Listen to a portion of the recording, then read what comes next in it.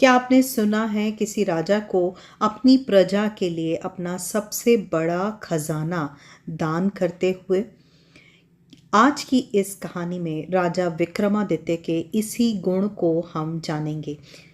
Hello and welcome to कहानियों का पिटारा bye Anju में। फ्रेंड्स, हम बात कर रहे हैं सिंहासन बत्तीसी की कहानियों की, और इसी कड़ी में आज की कहानी सुनाएगी हमारी कठपुतली कौमुदी।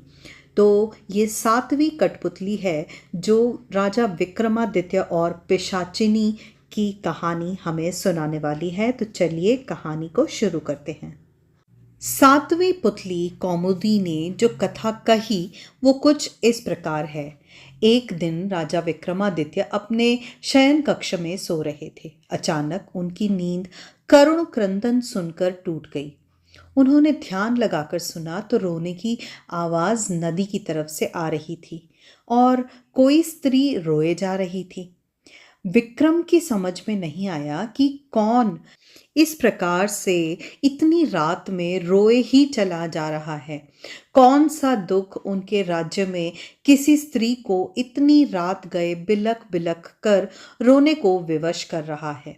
उन्होंने तुरंत राज परिधान पहना और कमर में तलवार लटकाकर आवाज की दिशा में चल पड़े। शिप्रा के तट पर आकर उन्हें पता चला कि वह आवाज नदी के दूसरे किनारे पर बसे जंगल से आ रही है। उन्होंने तुरंत नदी में छलांग लगा दी और तैरकर दूसरे किनारे पर पहुंच गए। फिर चलते चलते उस जगह भी पहुंच गए जहां से रोने की आवाज आ रही थी।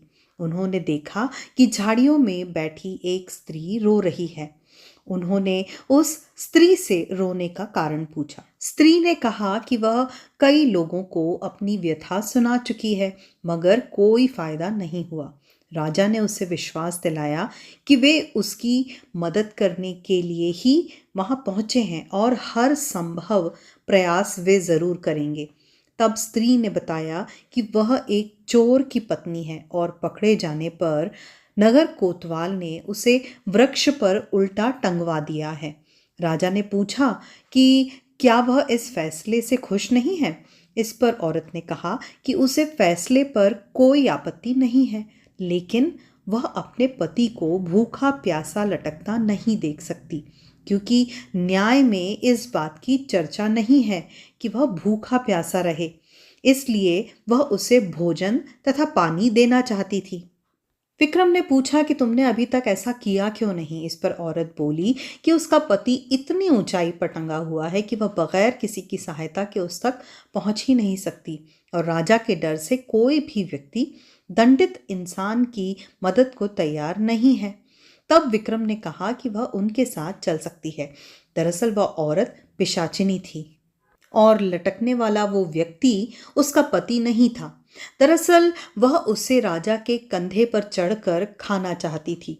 जब विक्रम उसे उस पेड़ के पास लेकर आए तो वह उस व्यक्ति को चट कर गई। तृप्त होकर उसने विक्रम को उनसे मनचाही चीज मांगने को कहा।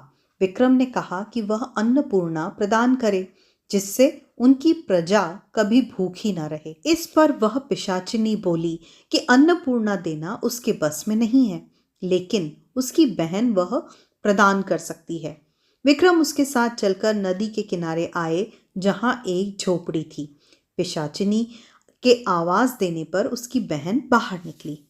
बहन को उसने राजा का परिचय दिया और कहा कि विक्रमादित्य ही अन्नपूर्णा के सच्चे अधिकारी हैं, अतः वह उन्हें अन्नपूर्णा प्रदान करे।